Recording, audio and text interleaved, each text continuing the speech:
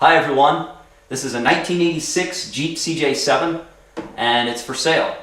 I have the title in hand. The odometer shows 173,000 miles, but that's somewhat irrelevant because of the fact that I've done so many upgrades and changes to this. Most of the drivetrain, the engine has all been replaced, and so the mileage isn't really going to reflect a whole lot. As you can see, it's not a real pretty Jeep to look at.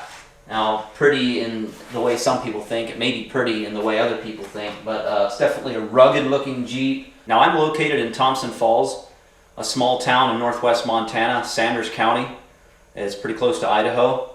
I'm about a 2-hour drive from either Spokane or Missoula or Kalispell, and so kind of right in between all those cities. Now, depending what state you're from, you might not be able to register this thing from the highway because it probably wouldn't pass state inspection. But here in Montana, we don't have inspections, and so it was no problem at all for me to register this thing for the highway. Now, this is not a good vehicle to take out and cruise on the interstate. In fact, you won't, if you do the speed limit on the interstate, things will probably happen bad because it's geared low. Red line is about 4,000 RPM. And it's not for cruising, it's for rock crawling. And so this is a creek Jeep, it's not a deep Jeep. So if you're into mudding, this probably isn't going to be an ideal machine for you. It's not really a revving engine, it's more of a low-end torque engine for crawling is the way it's set up. And that's exactly what I did to this Jeep. Most of the stuff I've done to it was about 8 to 9 years ago. I have all the receipts, and I'll give them along with the Jeep when I sell it. And this Jeep has been sitting for probably the last about 5 years, and the reason for that is my priorities have changed. I was really into the Jeep thing back when this was my project, and things have just changed.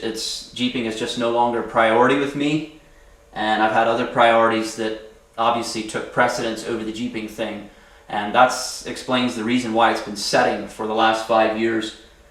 Now, in one way, it spites me to sell this Jeep. I regret to have to part with it because I have so much time and money invested into it. I actually have it's over 10,000 invested in here. I have 5,000 in just the engine alone.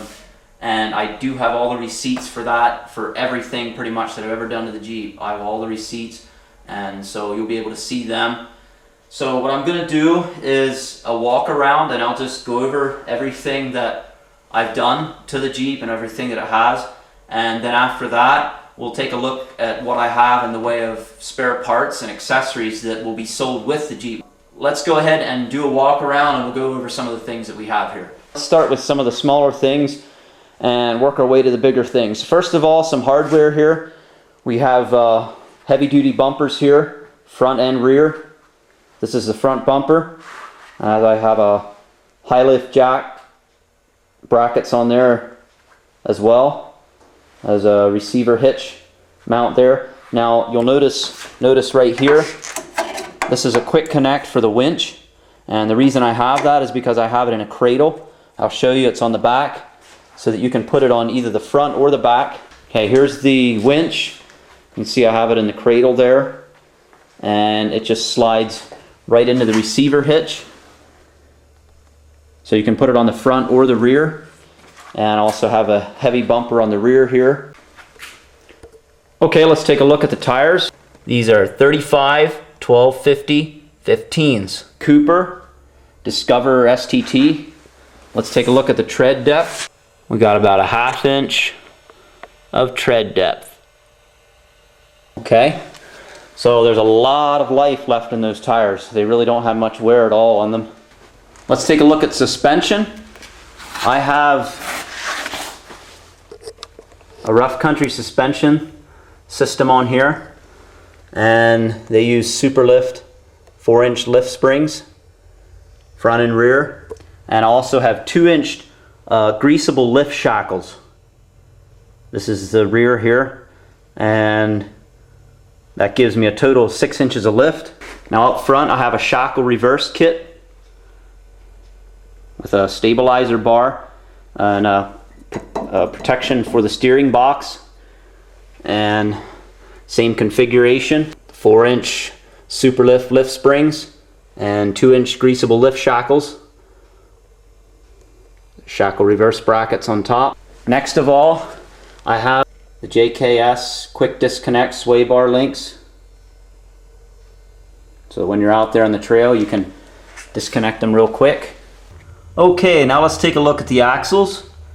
This is the rear axle. It's an AMC 20, and I have an aux locker that's manually operated installed here, and I also have upgraded to the one-piece axle shafts. The AMC 20 is known for axle shaft failure with those faulty design, so I've upgraded these to the one-piece design. So that's the rear axle. I also had to have one of the drive shafts extended. I'm not sure if it was the rear one or the front one. I don't remember for sure which one that was. And now for the front axle. This is a Dana 30. I have an aux locker in here as well. And another thing I forgot to point out with the suspension was these skid plates that I have to protect the U-bolts, bottom of the U-bolts there. Have them on. And this hose, I just have a sort of a really heavy-duty rubber hose over the aux locker cable here, just to give extra protection for when you're off-road. I also have a drop pitman arm installed to level out the steering bar. I also have aftermarket fender flares installed on here. Now I think it looks way better without the flares on, but the reason I keep putting them, I had them off a couple times, and I always put them back on because, especially in the fall when I'm out hunting, I just don't want mud all over the vehicle, and that's what happens when I go on these dirt roads around here.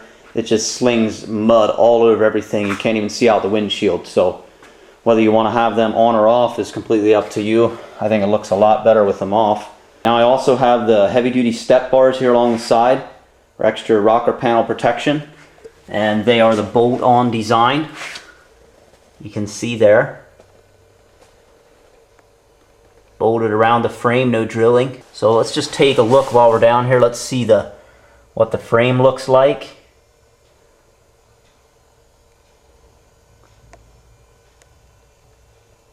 Structurally pretty good. Just a lot of surface rust and corrosion. Nothing special about the wheels, just plain old black steel wheels. Now let's take a look at the body. Here you can see right below the license plate here on the rear, we have a big hole, and you can see there's definitely rusty spots around. Hardtop door has a few holes in it there, but overall the rest of the hardtop is in very good condition. On the rocker panel we got some more rust. Now the real bad rust I'll show you is in here. I have a floor mat laid over it here. Okay, we got rusted clear through the floor. This is on the passenger side here. Now the reason for this hole in the floor was because I had installed a homemade snorkel. I got a piece of hose and ran it through the floor and up along the roll bar back here for running in mud. But it never worked out too well. I had other problems with running through mud. It would get into my distributor and it would sputter and carry on. I just never really did anything about that, so I never did much mud with it. But I'll show you that along with the accessories later. Okay, here's the driver's side floor. Yeah, not too great looking. Shifters for the aux lockers mounted right there. There's also a hand throttle that the guy that had it before me had installed a hand throttle here, but I never used it. It's not even hooked up front. Now one thing I will point out, the speedometer is not working for some reason, and neither is the fuel gauge, but the temperature meter is working. So I'm not sure what the issue is there, and I'm not even sure about all the controls. I had been working on that at one point, but I never really finished it. I had replaced some of them there to get them to work right.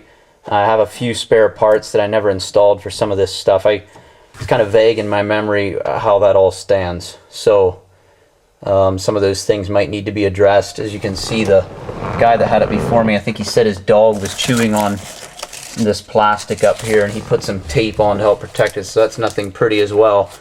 But you know, it like I said, it's rough, but I didn't really care because this is just a beater for off-road. That's what it was for me.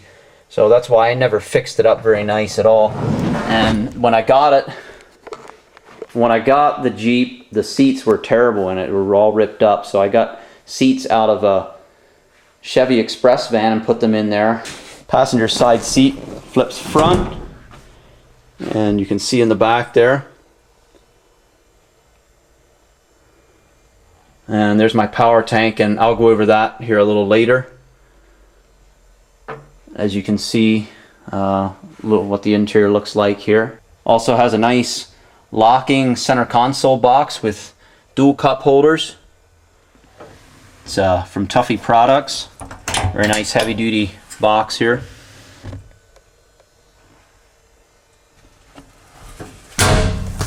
So that's that. You can see kind of what the interior looks like. Okay, let's take a look at the drivetrain here. We have a Dana 300 transfer case. Really good, tough transfer case. And the transmission is a T176 manual 4-speed, which is definitely not that beefy of a transmission. So I would say in this vehicle, the transmission is probably the weakest link in the whole drivetrain, axles and everything. But it shifts fine, it works fine now. All right, another nice feature. This little button here, let's push it and see what happens. Here the air horns are mounted right on the driver's side, underneath the hood. We got the little compressor there. Now this brings us to the best part, which is the engine. If you were to ask me what my absolute favorite thing is about this Jeep, I would have to say it's the sound. Now this engine just sounds incredible. It has Clifford's dual outlet exhaust manifold. You can see right down in there. And the dual pipes run the whole way to the back. All there is one X-pipe muffler just to give just a slight bit of back pressure. There's no other mufflers, resonators, or anything. And it just sounds excellent. Now I don't remember the exact torque and horsepower specifications on this build engine, but I can tell you it does have quite a bit of get up and go, definitely more than what the stock one had. So it's been a definite improvement. Now the engine has been completely remanufactured, and I only have a few thousand miles in the engine. So this engine is like new yet, in perfect running condition. I have 5,000 alone in just the engine here. This is Clifford's Stage 2 setup, which includes the engine bored out 60 over, and they machine out the head and put in Chevy valves. They have their own valve cover they put on.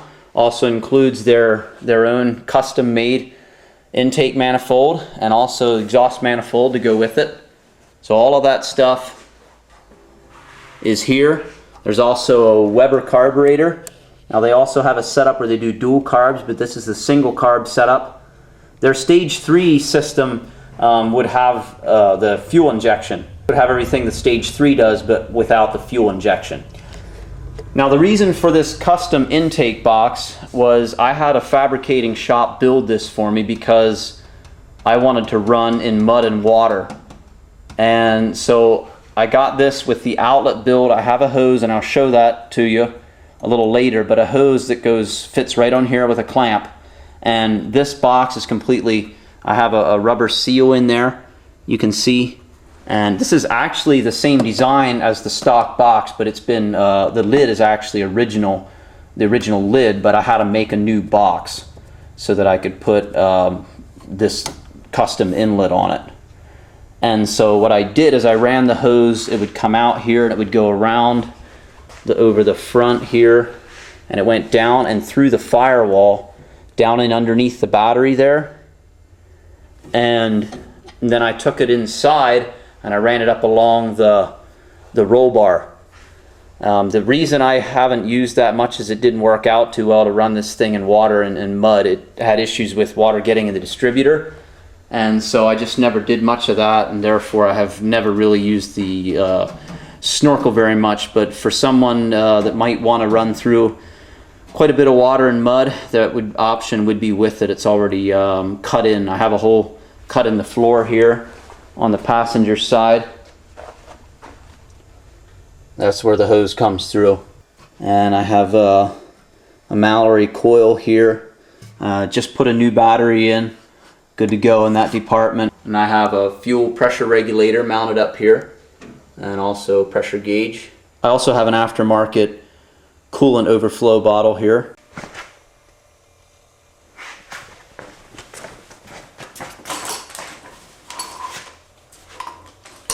This system will go along with the Jeep if you want it. So this is really nice. A CO2 tank, and just plug the hose in. And then you see my monster valves here, the cap. There's caps that screw on. And then just turn this ring here if you want to let the air out. I usually let them down to about 8 or 10 pounds for off-road.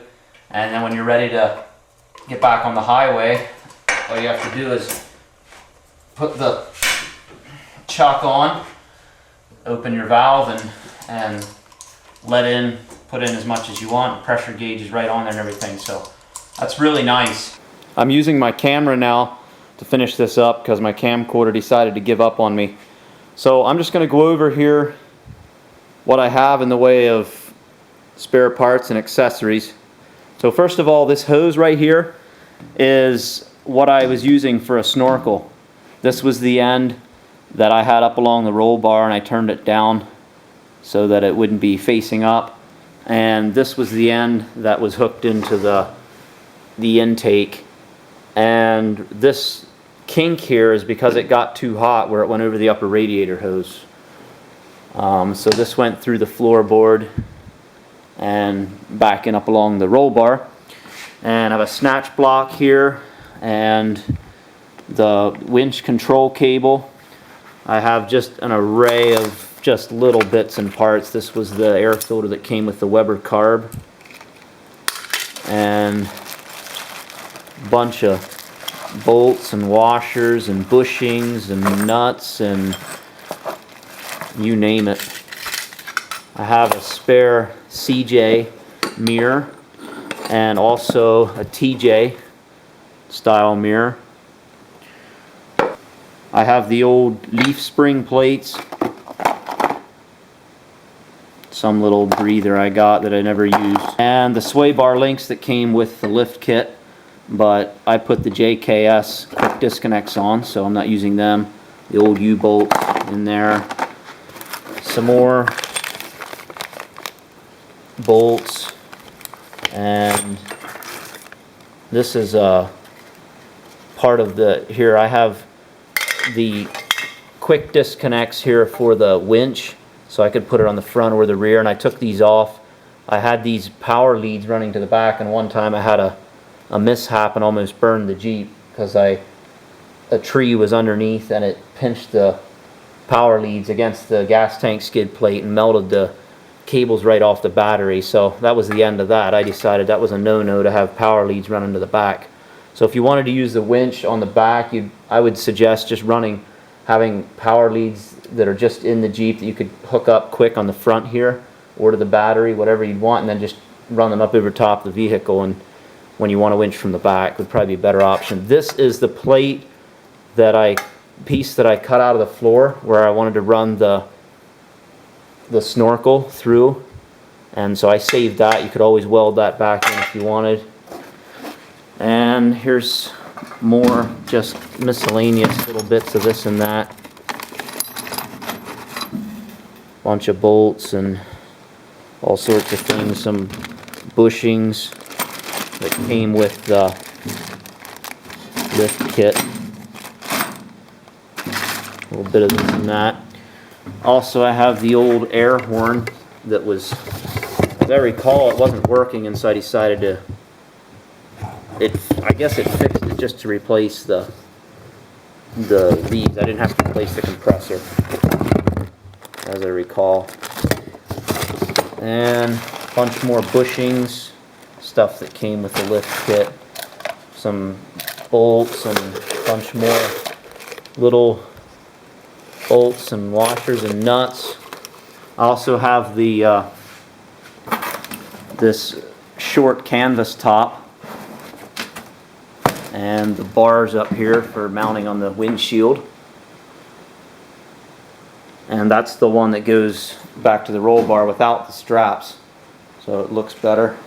And this, some more bolts in there,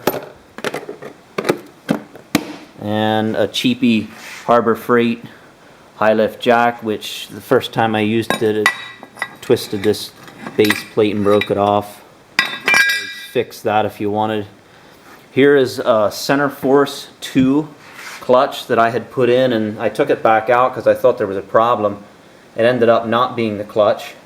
So this is a really good Center Force 2 clutch here that hardly has any use on it. The disc and also the pressure plate. Here is a few little, I think these were for to put the canvas top on. Also have a set of main crank bearings here for the 258. And also a brand new, never used, same tire that the rest of the other four are.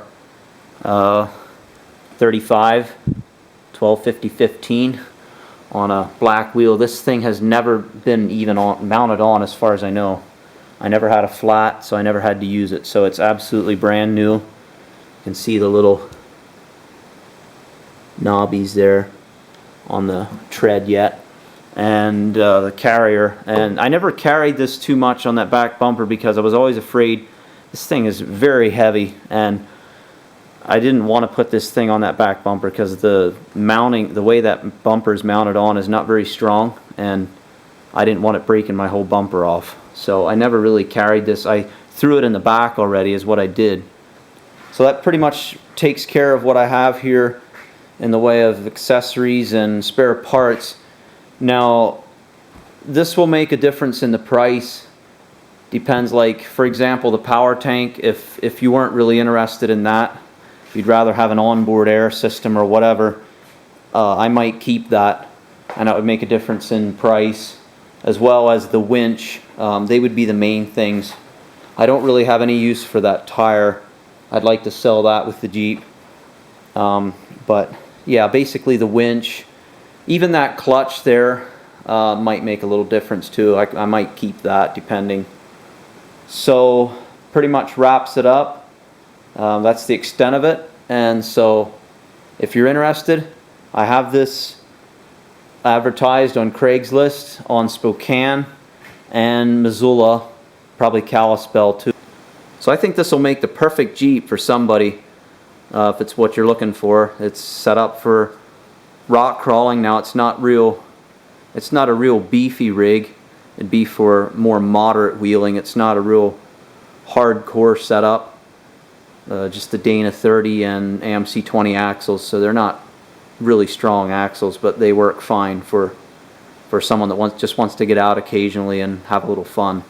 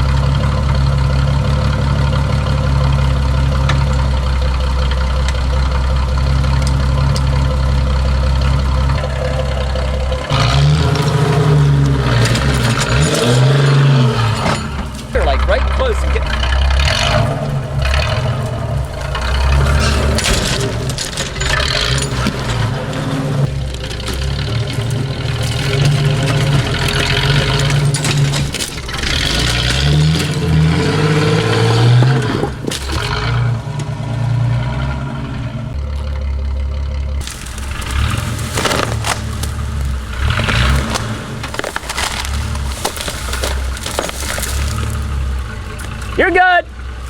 You're good.